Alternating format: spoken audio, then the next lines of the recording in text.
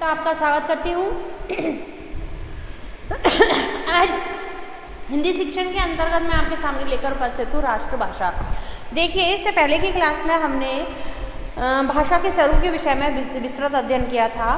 भाषा, जैसा कि आप लोग परिचित हो चुके हैं कि भाषा व्यक्ति के जीवन का एक अभिन्न अंग है। व्यक्ति के व्यक्तित्व की पहचान कराने के लिए, व्यक्ति को जीवन में उन्नति तक ले जाने के लिए, या हम कहें व्यक्ति की एक अनिवार्य आवश्यकता के रूप में भाषा उसके साथ रहती है। अगर किसी व्यक्ति की अपनी भाषा नहीं है, किसी व्यक्ति के पास भाषा नहीं है, वह भाषा के द्वारा अपने विचारों को व्यक्त नहीं कर सकता है, तो वह व्यक्ति अपने जीवन में कुछ भी नहीं कर सकता है। हाँ, ये अलग बात है कि भाषा के विभिन्न रूप होते हैं, जो मैंने आपको बताए कि लिखित रूप में भी भाषा होती है। कई लोगों की भाषा लिखित रूप में, यानी वे अपने विचार लिखित रूप में ज़्यादा अच्छे से व्यक्त कर सकते हैं। कुछ व्यक्ति होते हैं जो मौखिक रूप में अपने विचार ज़्यादा अच्छे से व्यक्त कर सकते हैं। और एक तीसरे प्रकार की जो भाषा है वह भी सांकेतिक भाषा के रूप में हमारे सामने आती है। अब हमने भाषा के स्वरूप के विषय में अध्ययन किया था कि प्रयोग के आधार पर और व्यवहारिक दृष्टि से भाषा के दो तरह के स्वरूप हमने बताए थे। प्रयोग के आधार पर भाषा का स्वरूप, प्रयोग के आधार पर भाषा का स्वरूप मैंने आपको बताया कि एक तो होती है लिखित भाषा और एक होती है कथित भाषा। लिखित भाषा जो कि स्थायी रूप में, भाषा के स्थायी रूप में जानी जाती है, या जब भाषा को लिपिबद्ध कर दिया जाता है तो वह लिखित भाषा के रूप में जानी जाती है। लिखित भाषा ही हमारी संस्कृति की संरक्षिका कहलाती है, या हमारी संस्कृति और सभ्यता की समवायिका कहलाती है, क्योंकि जो पीढ़ी दर पीढ़ी जो सभ्यता और संस्कृति का जो हस्तांतरण है, जो परिमार्जन है, वह लिखित भाषा के द्वारा ही होता है। लेकिन आज के वर्तमान युग में हम बात करें लिखित भाषा के और मौखिक भाषा के स्वरूप की, तो लिखित भाषा की तरह ही मौखिक भाषा भी इम्पॉर्टेंट है, क्योंकि मौखिक भाषा के रूप में स्थायीपन इसलिए नहीं है कि आज हमने जो बोला कल उपस्थित हो या ना हो, इसका कोई प्रमाण हमारे पास नहीं रहता। जबकि लिखित भाषा लिपिबद्ध रूप में हमारे सामने रहती है। जो लिखा हुआ है, जो घटित हुआ है, वह साहित्य रूप में हमें प्राप्त होता है। जो हमारी वर्तमान संस्कृति है, वह आगे आने वाली पीढ़ी को भी उसी रूप में लिखित भाषा के द्वारा प्राप्त हो जाती है।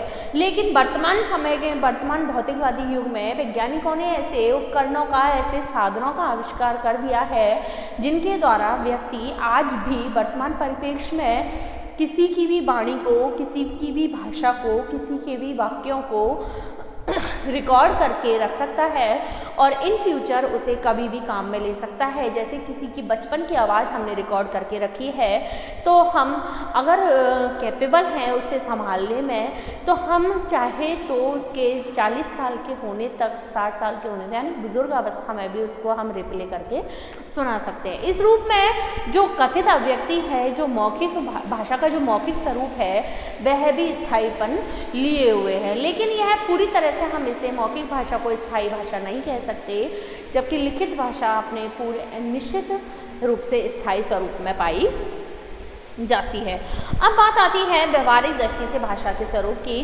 तो व्यवहारिक दृष्टि से भाषा के स्वरूप के विषय में हमने कई प्रकार की भाषाओं का अध्ययन किया। भाषा के स्वरूप के विषय में कि किस किस रूप में भाषा हमारे सामने उपस्थित होती है। तो पहला मैंने आपको बताया था मातृभाषा,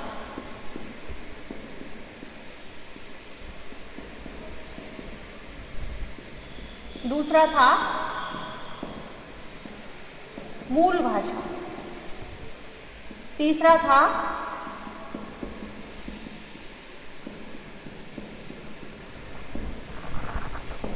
सांस्कृतिक भाषा, और चौथा था हमारा,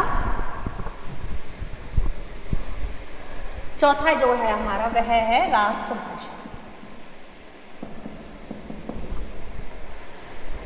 राष्ट्रभाषा, देखिए मातृभाषा मैंने आपको बताया था कल कि यह पूरी तरह से क्या होती है, अनुकरणीय भाषा होती है।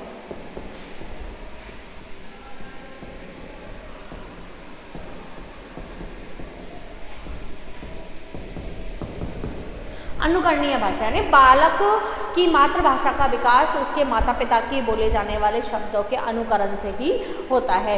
जो मातृभाषा है वह बालक अनुकरण के माध्यम से ही ज़्यादा सीखता है, उसका कोई लिखित साहित्य उपलब्ध नहीं होता है। बस मातृभाषा को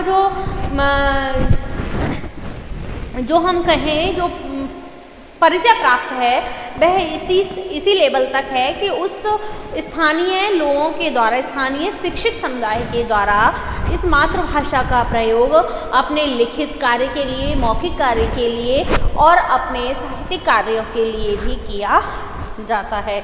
कौन सी भाषा का प्रयोग? मातृभाषा का प्रयोग वहाँ के शिक्षित समुदाय द्वारा, यानी कि यह एक क्षेत्र विशेष की भी हो सकती है और एक कोई विकसित भाषा भी मातृभाषा कहला सकती है। किसी एक चीज़ को, किसी एक भाषा को हम ये नाम नहीं दे सकते कि वो मातृभाषा है या नहीं है। वह जितने अधिक लोगों के द्वारा बोली जाती है, उसमें जितने अधिक साहित्यिक रचनाएं हो जाती हैं, वह अपना रूप परिवर्तित कर लेती है या अपने रूप को विकसित कर लेती है। दूसरी भाषा है मूल भाषा। मूल भाषा मैंने आपको बताई कि हर किसी भाषा की कोई ना कोई आदि भाषा अवश्य होती है, यानी जिस प्रकार हर इस संसार में उपलब्ध प्राणी जो यहाँ जीवित है उसका कोई ना कोई उत्पत्ति बिंदु अवश्य होता है, उसी तरह मूल भाषा का भी कोई आदि बिंदु जरूर होता है, यानी वह कहीं ना कहीं से उसकी उत्पत्ति मानी जाती है। तो हमारी जो वर्तमान भाषाएं हैं, हिंदी, बंगला, गुजराती, तमिल, ये जो हमारी जो भाषाएं हैं, ये प्राचीन आर्य परिवार की मानी जाती हैं कि जब इस पृथ्वी पर आर्य परिवार के लोगों का शासन हुआ करता। उस समय वैदिक संस्कृति थी, तो उस समय जो भाषा चलती थी वह कौन सी थी? वैदिक संस्कृत चलती थी और उसी से इन सब भाषाओं का क्या माना जाता है? विकास माना जाता है। तो कौन सी भाषा हुई हमारी? वैदिक संस्कृत। सांस्कृतिक भाषा, सांस्कृतिक भाषा वह भाषा होती है जिसमें उस देश का, उस राष्ट्र का संस्कृति और सभ्यता निर्धारित होती है, लिखी हुई होती है, जिसमें उसकी संस्कृति को सुरक्षित रखी गई होती है। तो इस आधार पर हम बात करें तो हमारी जो सांस्कृतिक भाषा है वह कौन सी भाषा कहलाएगी? संस्कृत हमारी सांस्कृतिक भाषा के रूप में हमारे सामने आती है। अब बात आती है हमारी, उसी प्रकार अलग अलग देशों की अलग अलग सांस्कृतिक भाषाएं होती हैं जिनमें उनका साहित्य रचा गया है, जिनमें उनकी संस्कृति के तत्वों को रखा गया है, जिनमें उनकी संस्कृति सुरक्षित है। जैसे मैंने आपको बताया यूरोप की भाषा है लैटिन या ग्रीक भाषा को हम सांस्कृतिक भाषा वहाँ की कह सकते हैं। अगला है राष्ट्रभाषा। राष्ट्रभाषा देखिए, किसी न किसी राज्य के लिए जिस प्रकार एक राष्ट्र के लिए जिस प्रकार एक प्रतीक चिन्ह होता है, उसी तरह एक भाषा निर्धारित हो जाती है जिसमें उसका शासकीय कार्य किया जाता है, जिसमें उसका समस्त कार्य, प्रशासन का जो कार्य है वह संपन्न किया जाता है। ऐसी एक भाषा निर्धारित कर ली जाती है, क्योंकि एक देश में कई सारी बोलियां भी मौजूद होती हैं, कई भाषाओं के बोलने वाले लोग भी मौजूद होते हैं, लेकिन बहुसंख्यक वर्ग के आधार पर एक ऐसी भाषा को चुना जाता है जिसमें प्रशासन के सभी कार्य संपन्न किए जा सके। तो वह भाषा उस राष्ट्र की राष्ट्रभाषा कहलाती है। यानी एक ही विकसित भाषा जो कि बोलचाल का भी माध्यम होती है, जो बहुसंख्यक लोगों के द्वारा बोली जाती है, शिक्षा का भी माध्यम होती है, जिसे राष्ट्रीय अंतर्राष्ट्रीय लेवल पर हमारे देश के नाम से जाना जाता है। अब हम कहें भारत की राष्ट्रभाषा, तो भारत की जो राष्ट्रभाषा है वह क्या है? संवैधानिक हिंदी है। संवैधानिक जो भाषा है वह हिंदी है। हिंदी में ही हिंदी भाषी लोगों के नाम से ही हमें जाना जाता है, हिंदी भाषी देश के नाम से हमारे देश को जाना जाता है। तो इस तरह से राष्ट्रभाषा का अपना एक स्वरूप है। यह भाषा पूरे राष्ट्र में एकता स्थापित करने का पूरे राष्ट्र की एकता को मजबूत करने का कार्य करती है, नेतृत्व करती है समस्त देश का, पूरे देश का। कौन? राष्ट्रभाषा। क्योंकि एक राष्ट्र के रूप में जितने भी व्यक्ति, जितने भी लोग विद्यमान हैं, उन सबको एक भाषी होने के दृष्टिकोण से जाना जाता है। अगला है हमारा अंतर्राष्ट्रीय भाषा।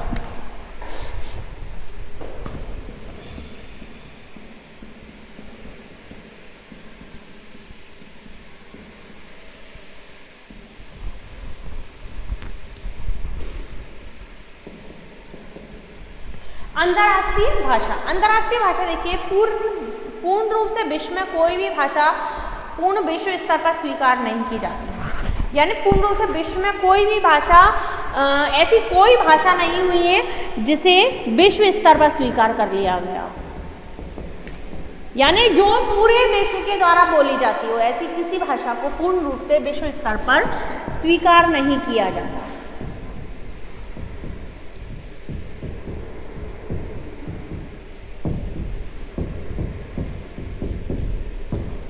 कोई भी ऐसी भाषा नहीं है जिसको पूर्ण रूप से पूरे विश्व के द्वारा स्वीकार कर लिया जाए, लेकिन जो भाषा विश्व स्तर पर बोली और समझी जाती है उस भाषा को विश्व स्तर का, लेकिन जो भाषा विश्व स्तर पर लेकिन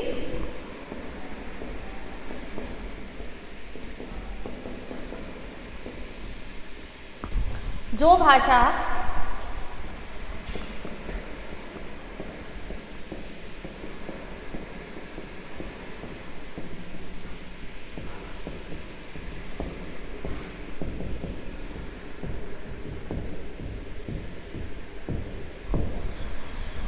विश्व स्तर पर बोली और समझी जाती है उस भाषा को विश्व स्तर का दर्जा दिया जाता है।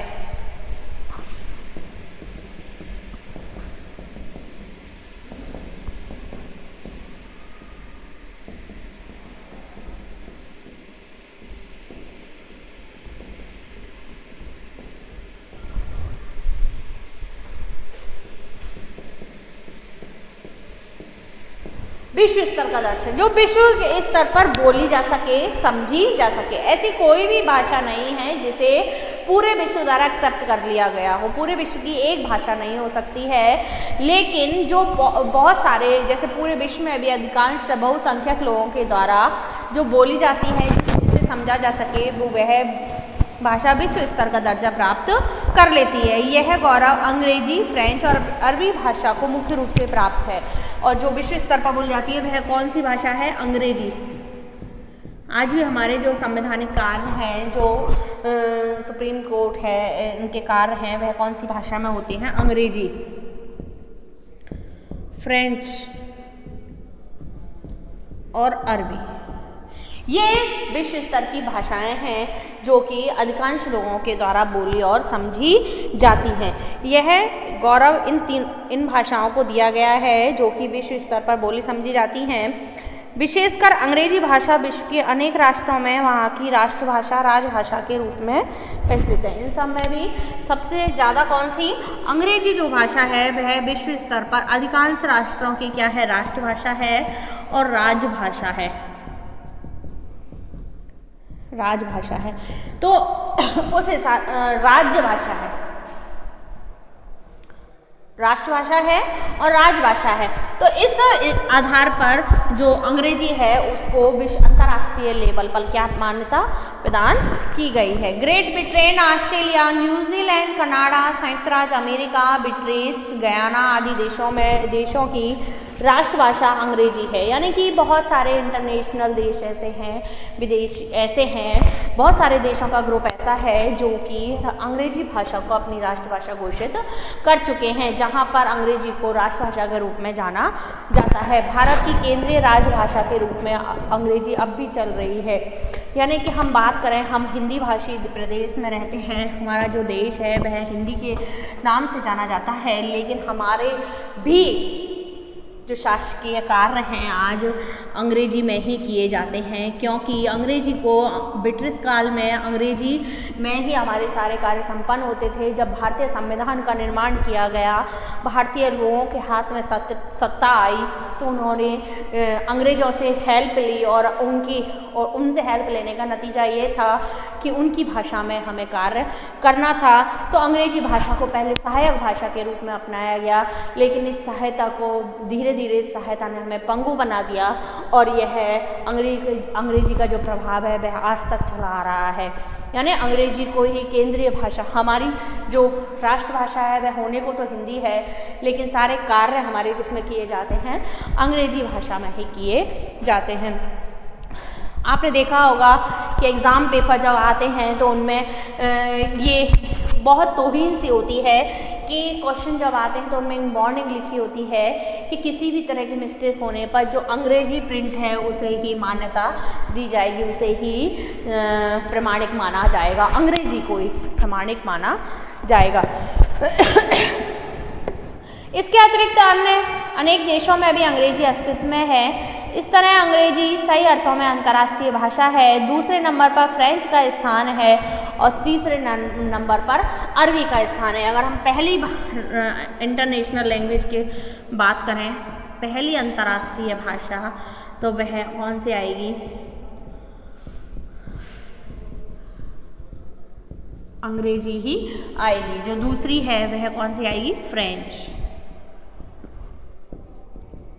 और तीसरी कौन सी आएगी? अरबी।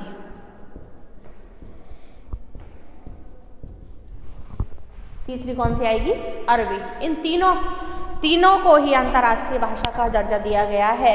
अंतर्राष्ट्रीय भाषा के माध्यम से ही जगत के विभिन्न राष्ट्रों के लोग आपस में सुविधापूर्वक संपर्क स्थापित कर सकते हैं। अंतर्राष्ट्रीय भाषा वह भाषा होती है जो अधिकांश देशों के द्वारा बोली या समझी जा सके।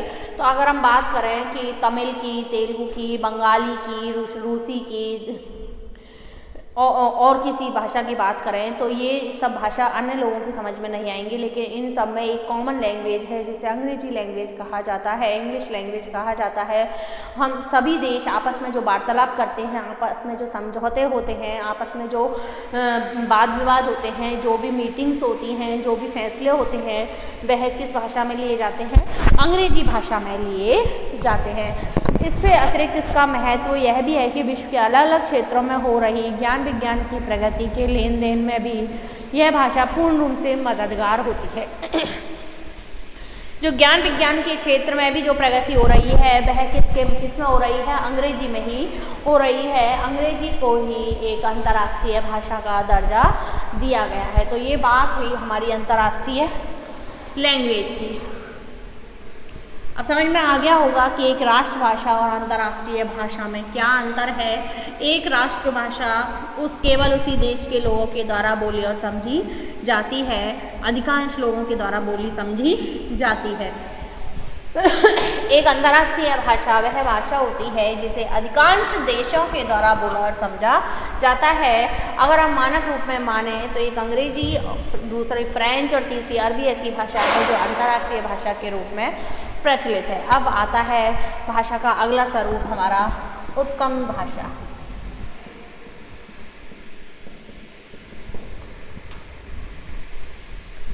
उत्तम भाषा कई बोलियों के सम्मिश्रण से किसी एक क्षेत्र की भाषा बनी होती है। देखिए, जो मैंने बताया कि पग पग पर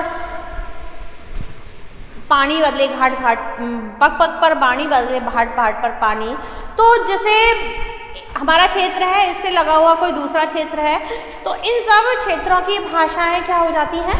अलग अलग हो जाती हैं, क्योंकि व्यक्ति सीखता है, व्यक्ति भाषा का अनुकरण करता है। वह जितने ही प्रदेशों के संपर्क में आता है उतनी ही प्रदेशों के भाषाओं के शब्द उसकी भाषा में क्या हो जाते हैं? समाहित हो जाते हैं और वह एक नया ही रूप धारण कर लेती है। तो कई बोलियों के मिश्रण से एक क्षेत्र की भाषा बनी होती है।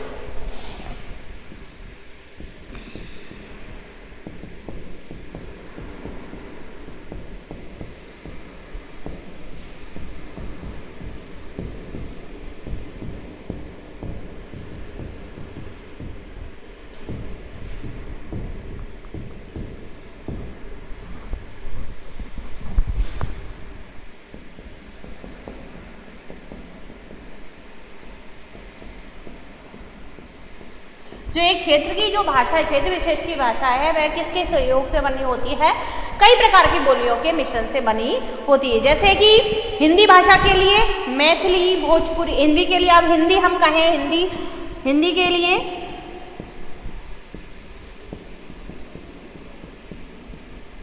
मैथिली,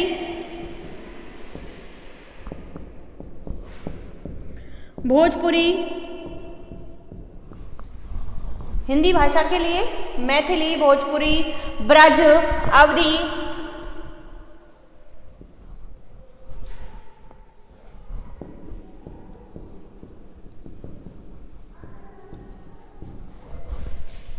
इस प्रकार की बोलियां ब्रज, अवधी, खड़ी बोली आदि कई बोलियां हैं हिंदी की। तो कई बोलियों के सम्मिश्रण से एक क्षेत्र की भाषा बनी हुई होती है। अपनी लोकप्रियता और बहुप्रचलन के परिणाम स्वरूप जब कोई एक बोली आदर्श मान ली जाती है तो वह पूरे क्षेत्र में उसी रूप को मानक रूप मानकर प्रयोग में लाई जाती है। अब देखिए, कई बोलियों के जो मिश्रण से वह कई बोलियों के मिश्रण से एक क्षेत्र की भाषा बनी होती है, लेकिन अपनी लोकप्रियता, जैसे कि कई शब्द, कई भाषा होती है, कई बोलियां होती हैं जो अधिक लोगों के द्वारा बोली जाती हैं, जिनका क्षेत्र अधिक बड़ा होता है या जो अधिक लोगों में लोकप्रिय होती हैं, या बोलचाल की भाषा में जिसका ज़्यादा प्रयोग किया जाता है। उसके परिणाम स्वरूप कोई भी एक बोली को आदर्श मान लिया जाता है, यानी बहुत सारे क्षेत्रों के द्वारा उस बोली को एक आदर्श रूप में अपना लिया जाता है कि हमारी तो यही भाषा रहेगी। इस तरह से आदर्श मान लिया जाता है किसी एक बोली को, ये अपनी लोकप्रियता के आधार पर या क्षेत्र के विस्तार के आधार पर उसको एक आदर्श मान लिया जाता है। तो पूरे क्षेत्र में उसी रूप को मानक मानकर प्रयोग किया जाता है। उस पूरे क्षेत्र में भाषा के उसी रूप को, बोली के उसी रूप को अपने लिए मानक मान लिया जाता है। उसका प्रयोग बोलचाल में किया जाता है, लिखाई पढ़ाई में किया जाता है, दैनिक कार्यों में, दैनिक व्यवहार में किया जाता है। तो उसको एक आदर्श रूप में स्वीकार कर लिया जाता है। साहित्य के क्षेत्र में भी भाषा के इसी रूप को आदर्श मानकर प्रयोग कर लिया जाता है। अब वहाँ के जो पढ़े लिखे शिक्षित समुदाय हैं वह उस बोली का प्रयोग किस में करने लग जाते हैं? साहित्य के क्षेत्र में भी करने लग जाते हैं। साहित्य के क्षेत्र में भी उसी बोली को आदर्श मान लिया जाता है, उसको प्रयोग किया जाता है। तो जैसे अब हम बात करें कि जैसे हिंदी है, अब हिंदी की जो बोली है खड़ी बोली,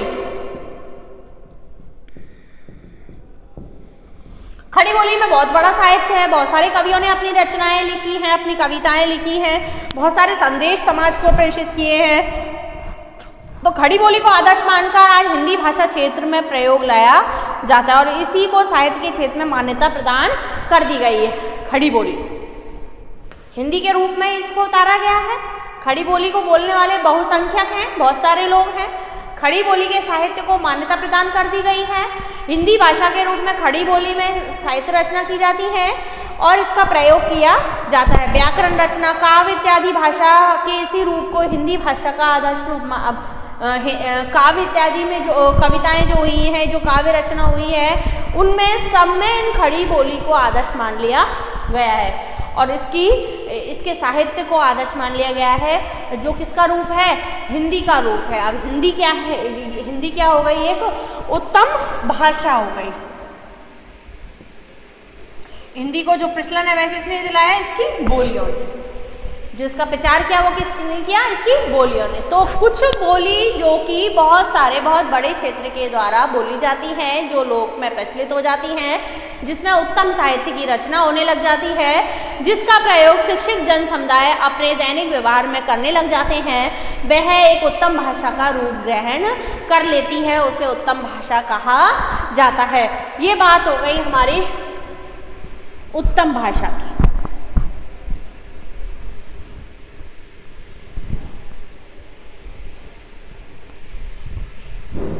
अब बात आती है हमारी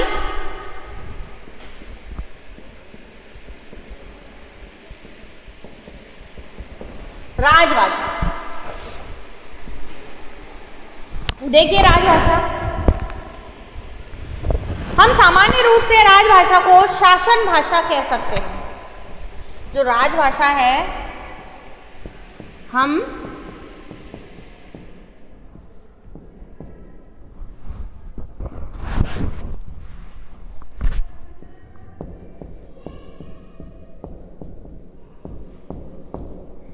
सामान्य रूप से इसे हम क्या कह सकते हैं? शासन भाषा।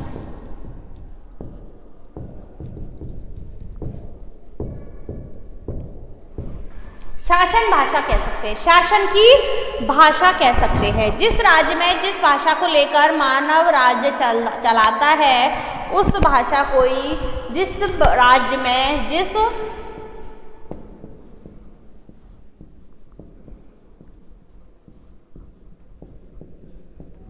राज्य में जिस भाषा को लेकर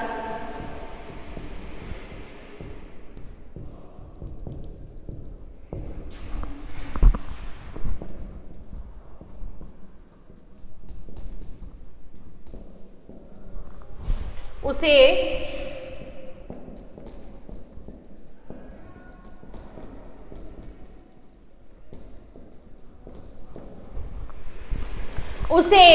उस राज्य की राजभाषा कहते हैं।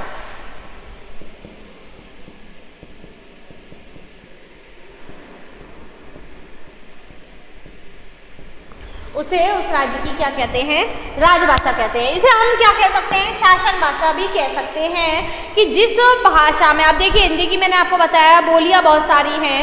अगर हम राजस्थान की बात करें तो राजस्थान में भी बहुत सारी बोलियां अलग अलग क्षेत्रों में, पश्चिमी क्षेत्र में अलग हैं, ढूढ़ाड़ी क्षेत्र में अलग हैं, और पूर्वी क्षेत्र में अलग हैं, दक्षिणी क्षेत्र में अलग हैं, तो इस तरह से उत्तरी क्षेत्र में अलग हैं। तो इस तरह से यहाँ पर भी बहुत सारी भाषाएं, बोलियां प्रचलित हैं। लेकिन जिस भाषा के द्वारा वहाँ का राज्य चलता है, हमारे जो प्रशासकीय कार्य हैं जिस भाषा में किए जाते हैं, वह वहाँ की राजभाषा कहलाती है। हमारे देश में इस प्रकार अनेक राज्य हैं।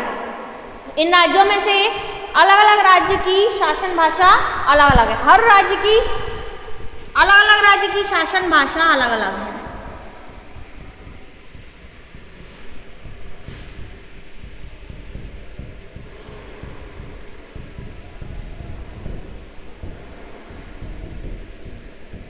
अलग अलग राज्य की जो शासन भाषा है, जिसमें शासकीय कार्य किया जाता है, वह अलग अलग है। किसी भी ऐसा नहीं है कि कोई एक ही भाषा हमारे चल रही हो शासन कार्य के लिए। जैसे बंगाल की बंगला है, पंजाब की पंजाबी है, महाराष्ट्र की मराठी है, असम की असमिया, उड़ीसा की उड़िया, तमिलनाडु की तमिल, हाँ, मध्य प्रदेश, हरियाणा, बिहार, उत्तर प्रदेश, हिमाचल प्रदेश, राजस्थान में राजभाषा हिंदी है। जैसे कई जगह अलग अलग राज्य में अलग अलग भाषाएं हैं। जैसे पंजाब में पंजाबी है,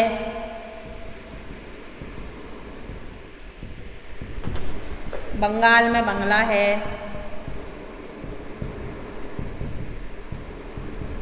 उड़ीसा में उड़िया है,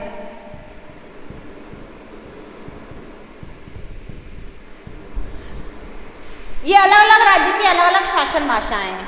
लेकिन कुछ राज्य ऐसे भी हैं जैसे एमपी है, मध्य प्रदेश, या हम कहें यूपी है, राजस्थान है, हरियाणा है। इन सब राज्यों की जो भाषा है वह कौन सी है? हिंदी। इन सब राज्यों की एक ही राजभाषा है हिंदी, या हम कहें इन सब राज्यों की एक ही कौन सी है? शासन भाषा है। किनकी? इनकी। तो वह हिंदी है। और अलग अलग राज्यों की, महाराष्ट्र की मराठी है। इस तरह से अलग अलग राज्यों की अलग अलग भाषाएं हैं। लेकिन कई राज्य ऐसे हैं जिनकी राजभाषा एक ही है। कौन सी? हिंदी है। संयोग से हिंदी राष्ट्रभाषा भी है, और राष्ट्रभाषा भी हमारी हिंदी है। संयोगवश है, ये ऐसा नहीं है कि किसी राज्य की भाषा होने के कारण हम उसे राष्ट्रभाषा का दर्जा दे दें, ऐसा कुछ भी नहीं है। लेकिन संयोगवश जो हमारी हिंदी है वह हमारी राष्ट्रभाषा भी है। जब किसी देश में एक ही भाषा विकसित होती है तब वहाँ की मातृभाषा, राजभाषा और राष्ट्रभाषा एक ही होती है। जब किसी एक देश को किसी एक भाषा के नाम से जाना जाता है, जब उस देश की पहचान एक ही भाषी लोगों के द्वारा, लोगों के नाम से होती है, तो उस देश की राजभाषा, राष्ट्रभाषा एक ही मानी जाती है।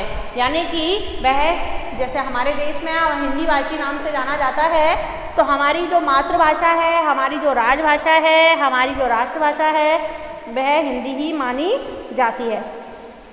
ग्रेट ब्रिटेन की राजभाषा, मातृभाषा, राष्ट्रभाषा सभी अंग्रेजी ही हैं। इटली, फ्रांस, जर्मनी, मिस्र, जापान आदि में भी ऐसी स्थिति, परंतु संघात्मक देशों में जहाँ अलग अलग राज्यों की भाषा अलग अलग होती है, भिन्न राज्यों की राजभाषा भी विभिन्न होती है। इसी कारण रूस और भारत, तो इस तरह से कई देश जो होते हैं, ग्रेट ब्रिटेन है, भारत है, इनमें एक ही मातृभाषा है, एक ही राजभाषा है और एक ही राष्ट्रभाषा है। लेकिन कई राज्य ऐसे होते हैं, कई देश ऐसे होते हैं जिनकी राजभाषा अलग अलग होती है। अधिकांश राज्यों की भाषा अलग अलग होती है, उसमें अलग अलग कार्य संपन्न किए जाते हैं। तो इस प्रकार राजभाषा कई राज्यों की वह भाषा होती है जिसमें उस राज्य का प्रशासकीय कार्य या शासन कार्य संपन्न किया जाता है उसे उस राज्य की शासन भाषा भी कहा जाता है।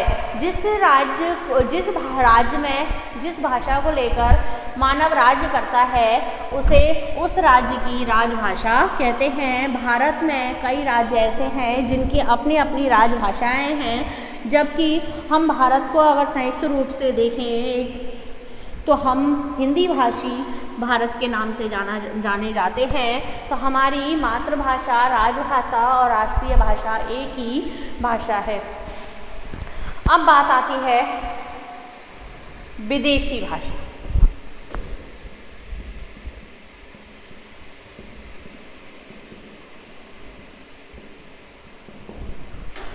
शॉर्ट रूप में हम जान लें कि विदेश, देश से जो बाहर है विदेश, तो विदेशी भाषा कोई पर्टिकुलर नहीं है। जो अपने देश से बाहर किसी दूसरे देश की भाषा का जब व्यक्ति ज्ञान प्राप्त करता है, दूसरे देश में पढ़ी और समझी जाने वाली भाषा, किसी दूसरे देश की भाषा जो देश की सांस्कृतिक भाषा, मूल भाषा, मातृभाषा, राष्ट्रभाषा नहीं होती है, उस देश के लिए विदेशी भाषा कहलाती है।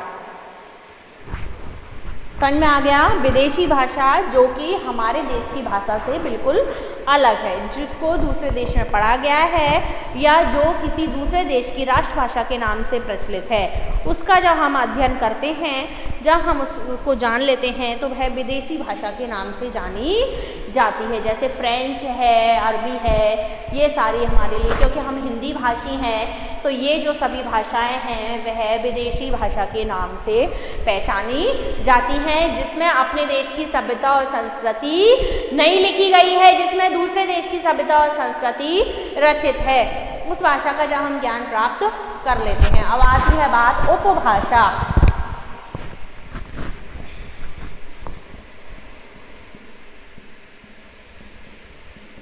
उपभाषा, जब उत्तम भाषा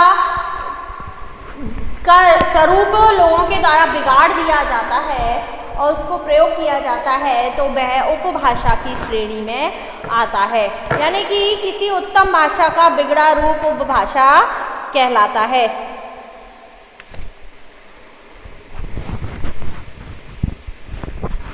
उत्तम उपभाषा कहलाता है। भोलानाथ तिवारी के कथनानुसार उपभाषा भाषा का वह रूप है जिसे परिनिष्ठित एवं शिष्ट भाषा की तुलना में विकृत या अभ्रष्ट समझा जाता है। यानी गवारू, अपशिष्ट, अश्लील भाषा, अपशिष्ट भाषा, जिसका जो मानक भाषा है, तो लोगों के द्वारा जिसका रूप बिगाड़ दिया गया है, जो उत्तम भाषा मैंने बताई थी, उसका जो बिगड़ा हुआ रूप है वह उपभाषा के अंतर्गत आता है। इसके बाद हम अगली क्लास में पढ़ेंगे। धन्यवाद।